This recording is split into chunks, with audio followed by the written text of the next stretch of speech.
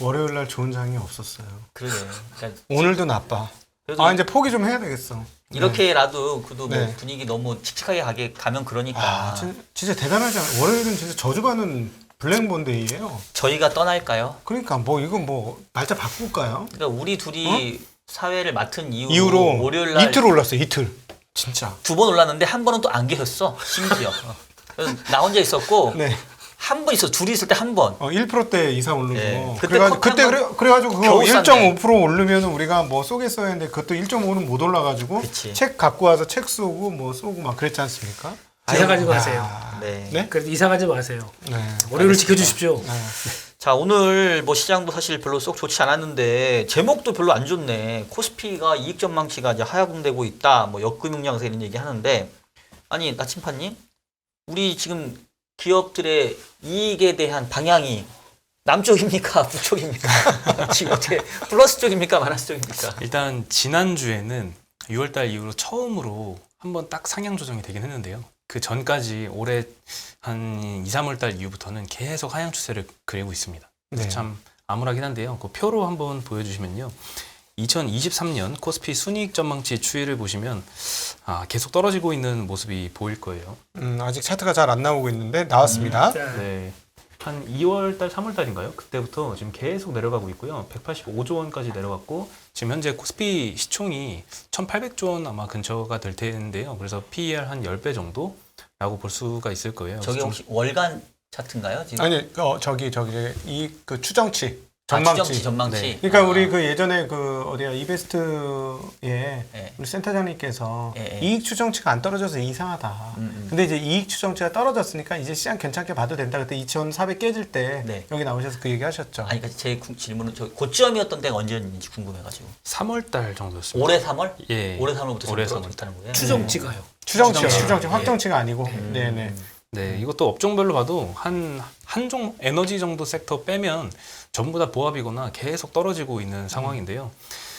일단 이렇게 좀 둔화가 실적 둔화가 되는 구간에서는 아무래도 계속 지금까지도 그래왔지만 종목 장세가 앞으로 좀 계속 펼쳐질 거라고 생각이 듭니다.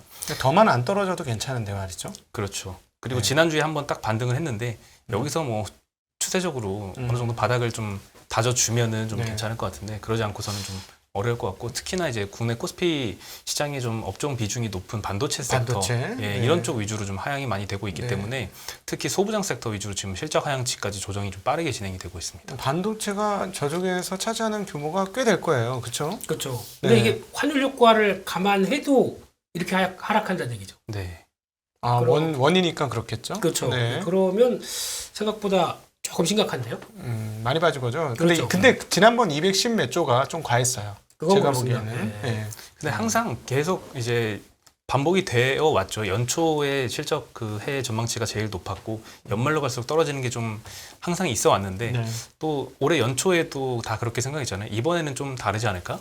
그리고 또 한 1, 2월 달은 또 거꾸로 갔잖아요. 계속 네. 상향이 되고 있는데 아니나 다를까 또 연말로 갈수록 계속 떨어지고 있는 모습이 보이는데요. 근데 어쨌든 요 표를 보면 애널리스트들이 쫄은 거 아닙니까? 그렇죠? 박 박사님? 최근에 이제 애널리스트 출신이시잖아요. 또. 뭐 저는 뭐 업종 애너는 아니긴 하지만 네, 이제는 뭐 그걸 이제 초월하셔가지고 네. 여러 사람들 다 아울러서 운영하시는 입장이긴 하지만 애널리스트 경험이 있으신 네. 물론 채권이니까 주식하고는 좀 다른데 쫄았잖아요. 지금 이거 쫄은 거 맞죠? 애널리스트. 아니 뭐 저한테 이게 오늘 아니 여기 처음이시죠? 애널리스트 출신이 아까 최창규 부부장한테 물어봤어야지. 거기도 애널 출신인데 저하고 10년 넘게 같이 근무했는데. 예. 네. 아니 그러니까 어쨌든 근데 아직 감익은 아닌 거네요. 감익은 아닙니다. 아직도 네, 5% 아직은 이상 그래도 성장은 나고 플러스이긴 있어요. 한데 근데 어쨌든 전망치가 지금 이 추세라고 하면은 감익까지도 갈 분위기 아니에요 지금? 전년 중국이는? 대비로? 네, 전년 대비로. 네. 설마 이게 감익까지 갈까요? 최근 몇 년 동안 혹시 전년 대비 그 기업 코스피 순이익 전망치가 감익으로 간 적이 있었나요? 아마 19년도에 네, 그러지 않았을까 한번 싶습니다. 있었습니다. 19년도에? 예. 왜냐하면 그때 반도체가 죽었거든요.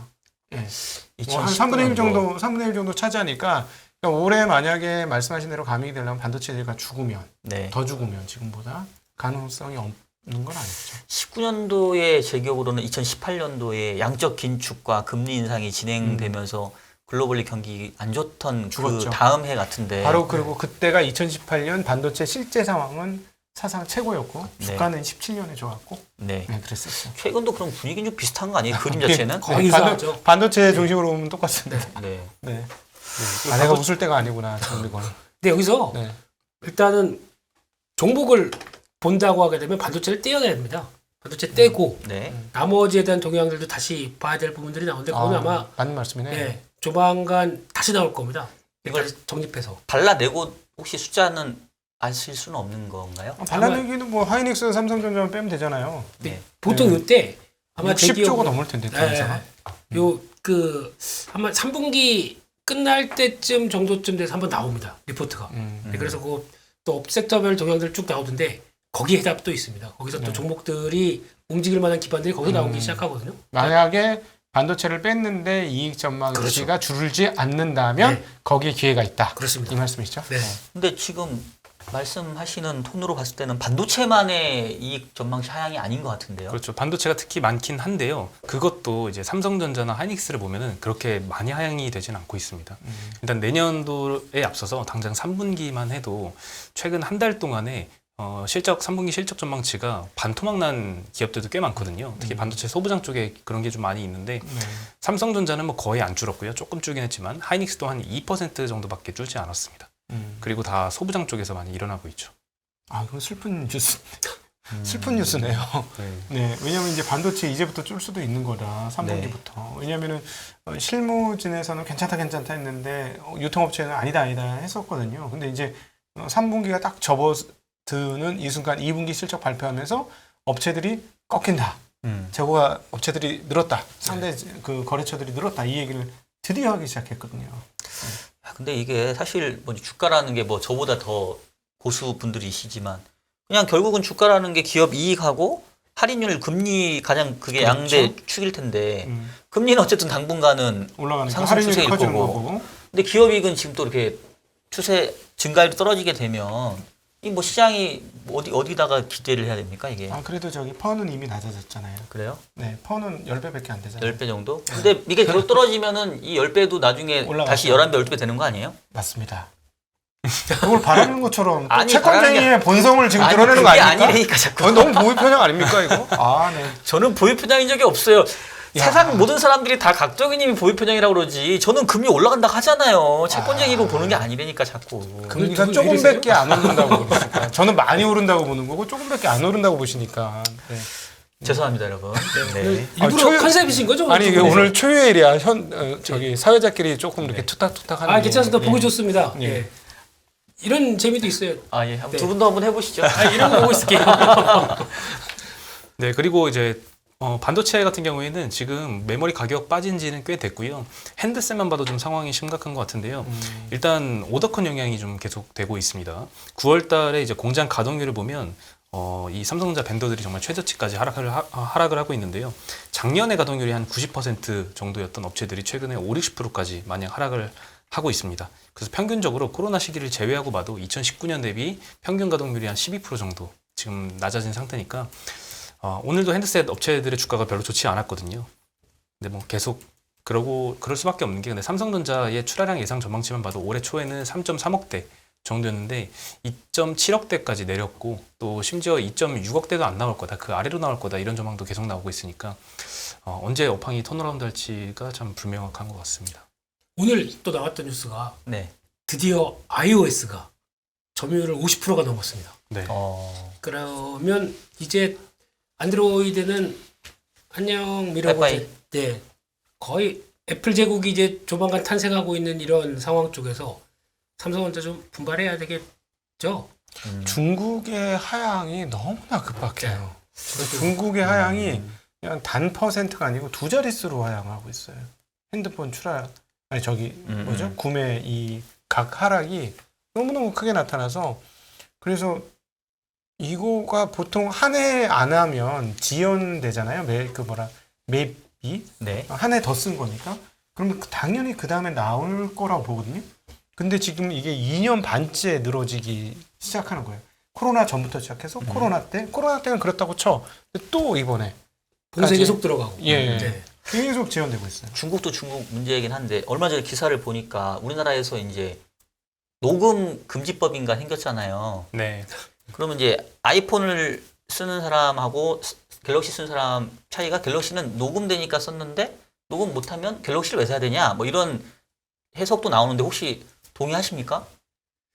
녹음 잘 쓰세요? 아니 저는 안 써요. 뭐 저는 네. 쓸 일이 없는데 뭐 그런 그 기사를 본것 증권사 같아서 브로커리지 업무 그런 하시는 건 분은 있- 정말 네. 많이 써요. 그러니까 네. 그 바탕화면에서 이렇게 쓱 밀면 바로 녹음이 뜨긴 합니다. 네. 그게 갤럭시의 장점 중에 하나예요. 근데 모르겠어요. 업무 그렇게 좀 못 믿고 살면 어떡함? 어. 이런 말 하죠. 아니 그러니까 좀 그것 밝은 사회를 때문에 위해서. 갤럭시를 굳이 사야 될 이유가 더 없어졌다. 이제 이런 어떤 그러니까 중국 쪽 수요도 지금 문제지만 혹시 그렇게 그것도 악재로 생각하시는 볼수 분도 있는지. 있을 수 있죠. 왜냐하면 이제 아이폰에는 없는데 갤럭시에는 있는 기능이다 보니까 이것 때문에 갤럭시에 쓸 수밖에 없다라는 이런 생각을 갖고 계신 분도 있을 텐데 사실 그렇게 생각을 해보면 그것보다 더 큰 문제는 애플페이인 것 같습니다. 애플페이. 그렇죠. 예, 아무래도 삼성페이가 돼서 애플페이는 안 되니까 그래서 삼성을 쓰는 분들은 굉장히 많을 거거든요. 저를 포함해서. 근데 이제 애플페이가 단독 뭐 현대카드하고 단독 협상을 진행했다 이런 이야기도 나오곤 있거든요. 아직 공식화는 안 됐지만. 근데 만약에 정말 이게 나오면 그때는 정말 iOS와 이제 또 안드로이드의 점유율이 한 번 더 크게 벌어지는 계기가 되지 않을까. 물론 국내 시장에 한해서죠. 네. 네. 별로 계속 삼성전자에는 뭐 저희가 개별 기업 얘기는 안 하지만 잘 좀 어쨌든 좀 이렇게 별로 좋은 뉴스들이 안 보이는 상황인 거네요, 그죠? 네, 삼성 핸드셋 사업부의 위기는 조금 됐습니다. 그리고 너무 쥐어짰다는 느낌? 이건 저만의 생각입니다. 저만의 생각. 근데 반대로 네. 생각하면 삼성전자가 지금 PBR이 1배 거의 근처에서 왔다 갔다 하거든요. 그러면 뭐 역사적 하단까지 왔다 갔다 하는데 그러면 네. 지금 안 좋은 얘기가 많이 나오곤 있지만 주가상으로만 본다면 뭐 언젠간 반등을 하고 올라가겠죠. 근데 올라갈 때 도대체 어떤 이슈로 올라갈 거냐. 저도 그게 좀 궁금합니다. 과연 메모리 쪽 이슈일지, 파운드리 이슈일지, 스마트폰 이슈일지, 아니면 뭐 디스플레이나 전장 이슈일지 혹시 어떻게 생각하시나요? 아 질문을 하신 거예요? 오, 이야, 진짜. 긴장하세요. 이야, 대표님 깜짝 놀랐네. 긴장하셔야 됩니다. 이번 주 금요일 날 네, 우리 또 이재용 부회장. 차기 회장 네. 네, 님께서 영국으로 가십니다. 음. 영국으로 갔다가 유럽 출장으로 가는데 지금 얘기하는 게 ARM 이거에 대해서 가서 한번 뒤흔들고 오겠다 뭐 이렇게 얘기도 나오는 것 같은데 근데 이제 물론 가격이 문제죠. 가격이 그렇죠. 문제긴 한데 네. 솔직히 제가 보기에는 그러니까 저것도 벌써 한 두어 차례 M&A 시도하다가 부러진 상황이다 보니까 이왕이 좀 싸게 살 수 있지 않을까 하는 생각도 들지만 그렇다고 세계 1위 그 아키텍처 하는 회사인데 당연히 몸값은 비싸겠죠. 근데 제가 보기에는 품는 게 낫겠다 생각입니다. 그래야 삼성의 업그레이드되는 하나의 모습이 될 수 있지 않나 생각이 드는데 바람이죠.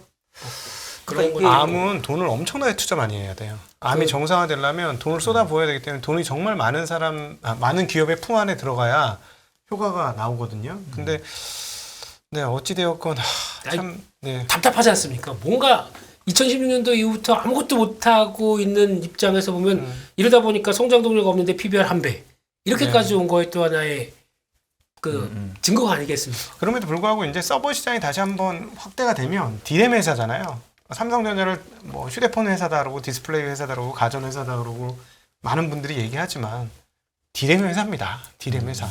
디램이 많이 팔려야 되거든요. 그러니까 근데 그건 또 한계가 있잖아요. 매번 갔다가 사이클만 탔다가 왔다 갔다 언제까지 이러고 있을 겁니까? 지금 하향 사이클이니까 그것도 이제 그렇고. 곧 조만간에 상승 사이클이 오지 않겠네.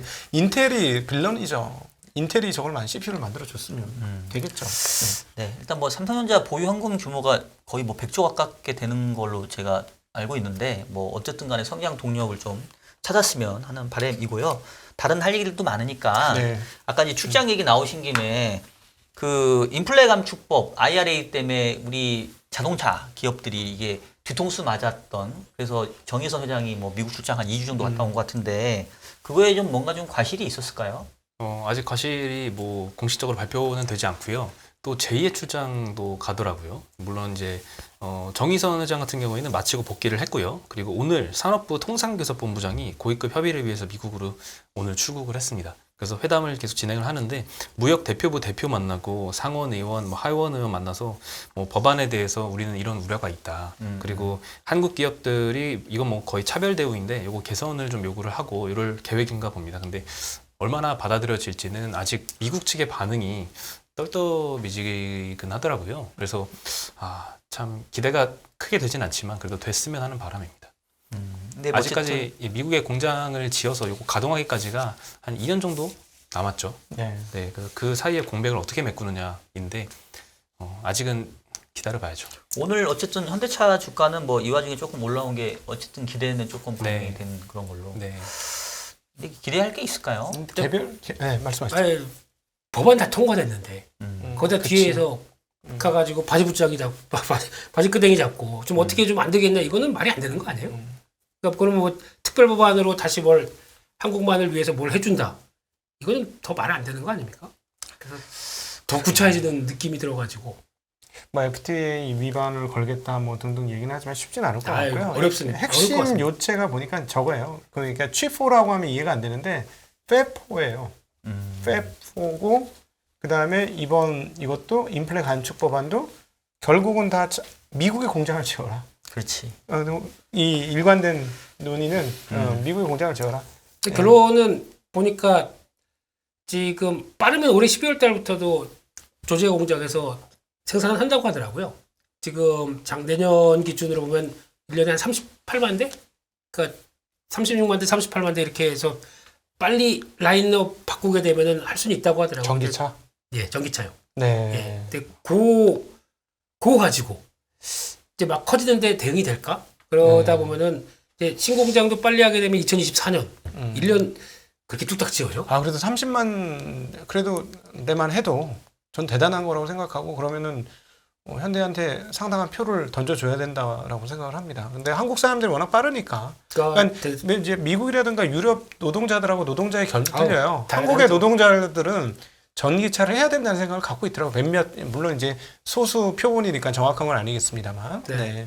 노조 자체도 뉘앙스가 그렇게 많이 누그러진 거 보니까 네. 일단 가야 될 길은 맞겠다. 그러면서 되게 박차를 가는 건 맞는데 이왕이면은 IRA를 좀 효과적, 그러니까 지금 여기서 뭐 돌릴 수는 없는 것 같아요. 네. 그러니까 결국에는 속도전이죠. 네. 거기 가서 뭔가 새로운 공장 이것도 빨리 뽑아내야 될 것 같고 그러면은 중요한 거는 그렇게 됐었을 때 아마 현대차 혼자 할 수 있다고 또 되는 건 아니거든요. 그렇게 되면 같이 또 진출했던 동반적인 자동차 부품 회사들 이쪽도 전환이 빠르다는 얘기거든요. 네. 그쪽도 같이 봐야 될 것 같습니다. 네. 네.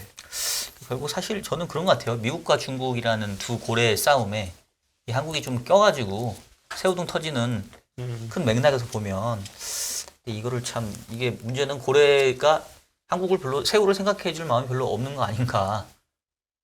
적절한 예 아닙니까? 새우는 고래의 먹이 아닙니까?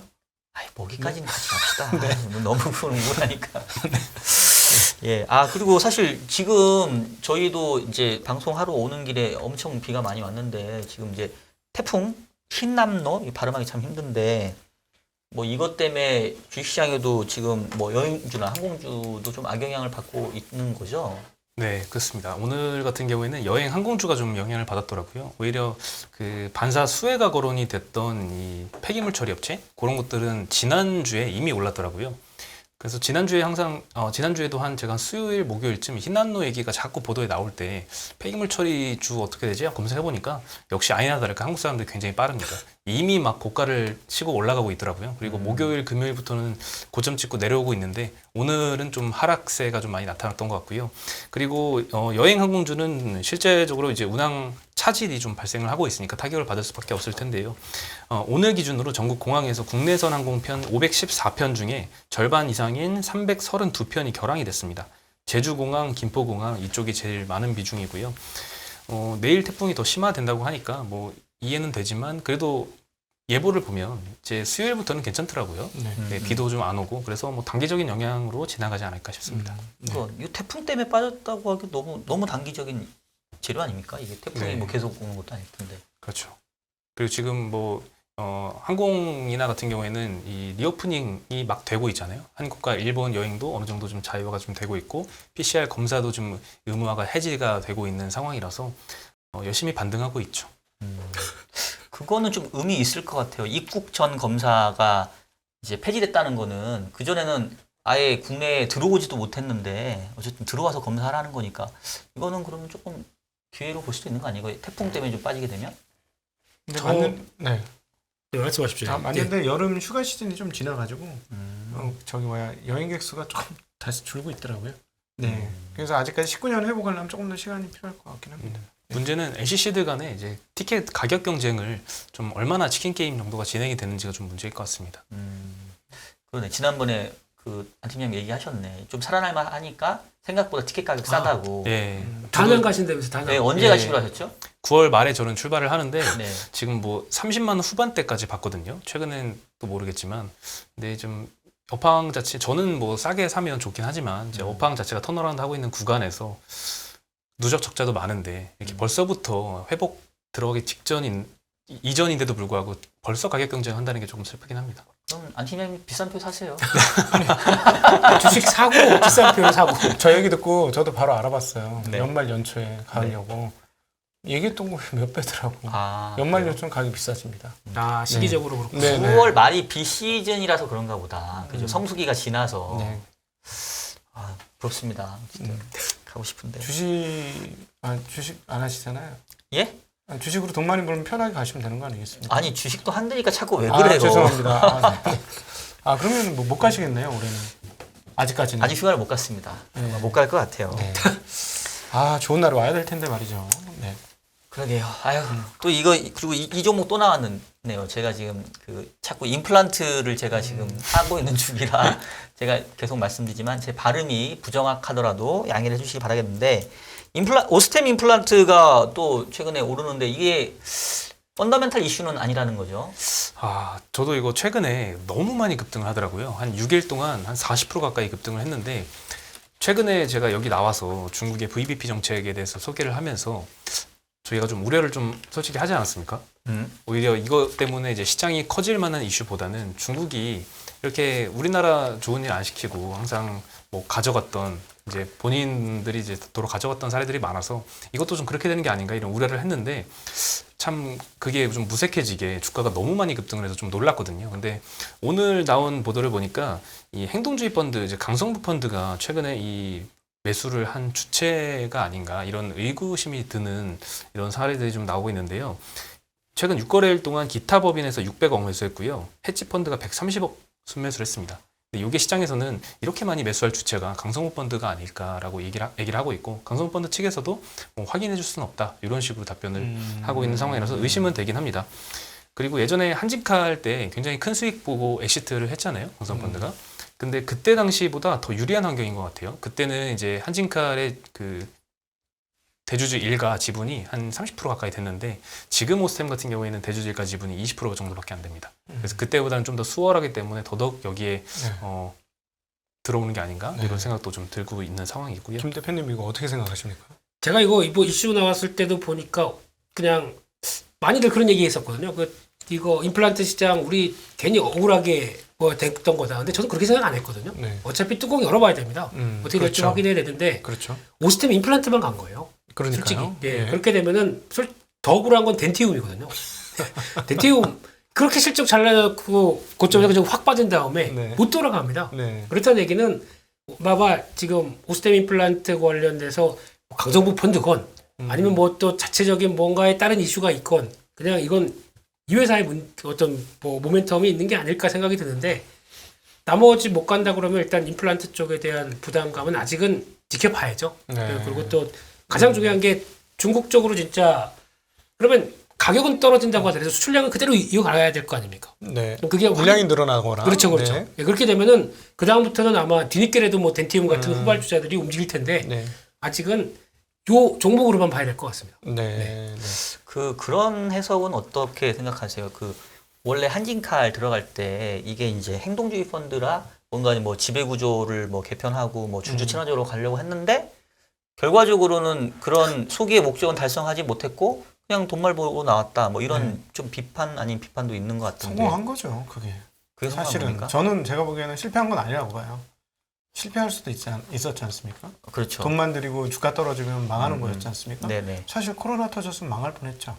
그럴 수 있죠. 근데 화물이 늘어나면서 운 좋게 음. 1,000원으로 나온 거예요. 제가 보기에는. 음. 그러니까 이제 돈이 늘어나 있으니까 지분율로 따지면 훨씬 더 공격하기 좋잖아요. 게다가 이슈도 있잖아요. 최근에 재무관리 잘못했다. 그것도 두 번이나 잘못해서 횡령 사고가 발생했다. 우리가 들어가서 그런 거 싹 깨끗하게 정리하겠다. 이렇게 할 수 있는 거니까. 네. 아니, 그러니까 제 말씀은 이제 펀드 자체는 돈을 벌었는데 음. 소기의 목적은 달성 못한 거 아니냐. 결국은 그 그렇죠. 지배 구조를 네. 못 바꿨으니까. 네. 그 목표는 부분에 달성 대해서. 못했죠. 예. 네, 목표는 달성 못했고. 뭐 돈만 벌면 답니까? 예. 펀드의 일단 아니, 목적이. 그럴 수 있죠.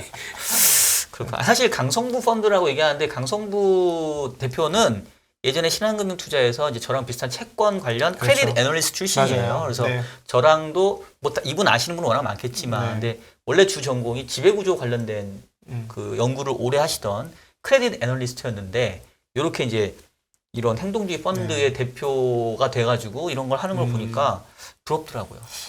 박 박사님 우리 또 네. 이제 지배구조 연구나 하러 가시죠. 그러니까 행동으로 보여주세요. 이게 이제 시작이 될 것 같아요 앞으로. 미국 80년대에서도 이런 네. 일이 많았거든요. 네. 그러니까 근데 이게 참 모르겠네요. 어쨌든 간에 이제 펀드만 돈을 버는 것보다는 이로 인해서 정말로 이 우리 한국 기업들의 지배 구조가 좀 뭔가 개선되고 이런 좀 긍정적인 효과도 있었으면 좋겠어요. 결국엔 다 복귀했어요. 한진칼 그 자녀들 그러니까 바뀐 게 없잖아요. 예. 결국에는 그럼 결론적으로 보게 되면 네. 아 우리 펀드의 목적은 지배 구조를 이용해서 돈 벌었다. 결국은 그거밖에 그러니까 안 돼요. 그래서 네. 비판. 그리고 백기사 했던 그분만 뭐 이렇게 많이 물려 있는 걸로. 그렇죠. 지금, 그죠? 네. 어디 기업이더라 하여튼. 그러니까 거기 참여했던 나머지 백기사들도 그러니까 결국에는 우리 소기의 목적은 펀드에 이렇게 되면은 좀 이렇게 씁쓸하긴 해요. 네, 그러니까 이번에는 제대로 좀 했으면 제대로 또 잘 네. 봐야 되겠네요. 네. 하여튼 뭐 저희가 뭐 특정 그 운용사에 대해서 뭔가 평가를 하는 그런 자리는 아니니까 어쨌든 뭐 당분간은 모멘텀이 그래도 뭐 있을 수 있다 뭐 이런 정도로 받아들일 수 있겠네요, 그죠? 그렇죠. 아직 뭐 뭔가 결론이 나오기 전까지 항상 확실해지기 전까지가 가장 기대감이 큰 법이잖아요. 그리고 아직 뭐 사실로 확인된 것도 아니고 카더라라는 정도. 네, 그러니까 아까 이제 그 뉴스 시작이겠죠. 나왔을 때는 주가가 확 밀렸습니다. 밀렸다가 왔다 갔다 하더니만 결국에는 양봉으로 끝냈는데 네. 아직 뭐 이게 맞는 사실인지도 모르겠고 근데 기타 법인 주체하에 뭔가 강하게 매수 들어온 건 사실이죠. 네. 알겠습니다. 다음 이슈로 넘어가 볼게요. 이게 좋은 소식인지 모르겠는데 액티브 펀드 한동안 액티브 펀드는 이제 완전 죽은 것 같았는데 이게 연초 대비 수익률이 어떤 거죠 지금? 일단 NH증권에서 조사 결과를 이제 말씀드리려고 하는데요. 자료를 한번 보여주시면요. 이 순자산 50억 이상인 이 액티브 주식형 펀드 170개를 대상으로 조사를 했습니다. 근데 절반에 가까운 84개 펀드가 코스피 지수 구성 비율과 굉장히 유사하게 운용을 하고 있고요. 저 표에서 왼쪽으로 갈수록 20에 가까울수록 거의 이제 패시브와 코스피하고 비율이 동일하게 구성을 하고 있다는 거고, 오른쪽으로 갈수록 코스피와는 전혀 상관없이 아웃퍼폼 할 만한 기업들을 이제 개별 종목을 발굴해서 운용을 하고 있다라는 뜻인데요. 당연히 왼쪽으로 갈수록 BM 대비 상대 성과가 0에 가깝겠죠. 코스피 지수하고 거의 동행을 할 거고, 오른쪽으로 갈수록 BM 대비 굉장히 잘하거나 아니면 굉장히 못하거나 둘 중에 하나일 텐데, 최근에 일단 눈에 띄는 첫 번째는 BM을 추종하는 이런 펀드들이 굉장히 많아진 것 같아요. 그럼 이름만 액티브인 거네요. 그렇죠. 예, 이름은 액티브인데 사실상 코스피 지수하고 크게 다르지 않게 운영하는, 네, 그냥 지수를 사는 것과 비슷한 수익률을 내는 것들이 많아졌고, 그리고 그러다 보니까 아웃퍼폼을 내는 펀드들이 많이 없어진 것 같아요. 올해 누적 수익률로 코스피 지수가 연초 대비 어제까지 해서 마이너스 19% 정도 기록을 했거든요. 근데 그 표에서 보시면 아시겠지만 제일 아웃퍼폼을 많이 한 게 플러스 한 10% 내외. 그러니까 마이너스 19%보다 10% 잘했으니까 마이너스 10% 내외 정도 수익률을 올해 기록을 한 거고요. 못한 데는 이제 마이너스 20%까지 언더퍼폼을 했으니까 거의 마이너스 30% 후반대 정도 수익률을 기록을 했다라고 볼 수 있겠죠. 우리 각도님께서 종종 이제 우리나라에서 공모주 펀드 시장은 이제 죽었다. 네. 뭐 이렇게 말씀을 해주시고 있는데. 제가 한 얘기가 아니라 네. 그 출신 펀드 매니저들이 공모주 펀드의 미래에 대해서 굉장히 비관적으로, 아주 비관적으로 봅니다. 예, 그러니까 어느 정도냐면 이제 없어진다. 사실 공모주 펀드, 공모 펀드라 하면 액티브 펀드가 좀 더 비중이 높은 그렇죠. 거죠, 공모 그죠? 펀드는 액티브 펀드라고 주식형 펀드. 볼 수 있는 거죠. 옛날에는 주식형 펀드를 그냥 펀드라고 불렀지 않습니까? 네, 채권형 펀드를 따로 특정하지 않고. 네. 그때 사실은 이거 참 불행한 일이에요. 왜냐하면은 일반 개인들이 자기가 각자 도생하는 게 아니라 잘하는 펀드한테 돈 맡겨놓고 거기서 알아서 시장 대비 초과 수익을 잘 내주고 누적적으로 이익이 쌓여가면 사실 이렇게 열심히 유튜브 안 봐도 상관없는 거잖아요. 종목 서치 안 해도 되고. 네. 그렇죠. 공부 안 해도 되고 자기 일 열심히 하면 되는 거 아닙니까? 근데 이제 사실은 이 공모 펀드가 이렇게 활성화되지 못하고 점점 시장이 죽고 지금 한 2천억대 되는 시장에서 50조 수준까지 쪼그라들었어요. 아이고. 이거는 조금 뭔가 비정상적이고 오히려 ETF만 늘어났잖아요. 아까 우리 네. ETF 얘기는 했었습니다만 ETF는 사실 각자 도생하라는 얘기 아닙니까? 알아서 골라 먹어. 근데 어떻게 알아서 그렇지. 골라 먹냐는 거죠. 근데 그것도 굉장히 불행한 일이에요. 제가 보기에는. 아니 더군다나 이렇게 액티브 펀드가 이름만 액티브고 실제로는 전략이 패시브면 7, 뭐 80% 더 가. 할 이유가 없는 거 아닌가요? 예, 그리고 아마 저기 액티브 중에 기관이 맡긴 자금들이 꽤 될 거예요. 아, 그 개인들 말고. 일임형 이런 예를 거. 들어 무슨 기금, 무슨 공제회 이런 데서 돈을 맡기는데 거기서 이제 기본적으로 요구하는 상황이 어느 정도 뭐 인덱스형을 따라가라. 이렇게 되는 거죠. 그러니까 자기네가 자율적으로 할 수 있는 공간이 20-30%밖에 안 되니까 펀드 매니저들도 되게 답답할 겁니다. 그래서 2020년에 대호황이 왔지만 증시에 의외로 뭐랄까 뛰어난 사람은 우리 박 박사님 때까지가 뛰어나신 분들이 있었고 운용사들이 네. 요즘에 얼마나 뛰어난 인재들이 많이 들어가느냐 하는데 굉장히 의문이에요. 네. 하여튼 뭐 어쨌든 간에 이 시장의 기초 체력도 그렇고 전반적인 접에 넓혀지려면 공모펀드 시장도 어느 정도 역할을 해야 될 것 같은데 저렇게 되면은 잘 안 그러게요. 일어나겠죠. 조금 제가 안타까운 보기에는 차라리 소식 같아요. 그냥 사모펀드가 음. 훨씬 더 액티브하게 움직여서 시장을 주도하는 게 훨씬 낫죠. 좀 답이 없습니다. 대표님 어떻게 사모펀드 하나 만드실 생각 없으신가요? 김민수 펀드, 설립 인가 다 KMS 펀드 어때요? KMS 종현 이렇게 쓰시려고 그러죠.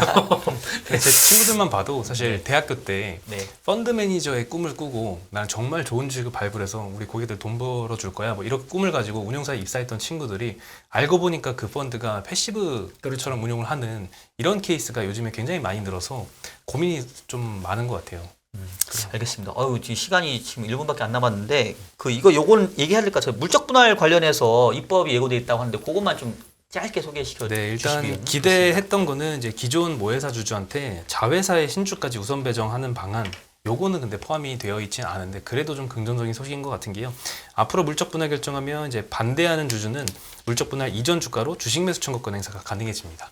요거에 대해서는 좀 시간이 부족하니까 수요일 날 더 자세히 말씀드리겠습니다. 알겠습니다. 실효성이 없어요. 이거는 실효성 있는 주가 낮을 때 분할을 분할하면 어떻게 해? 해주시기를 바라겠고요. 자, 오늘 방송은 또 시간이 항상 저희 타이트합니다. 자, 9월 5일 맞죠? 예, 월요일 방송 저희는 여기서 마치도록 하겠고요.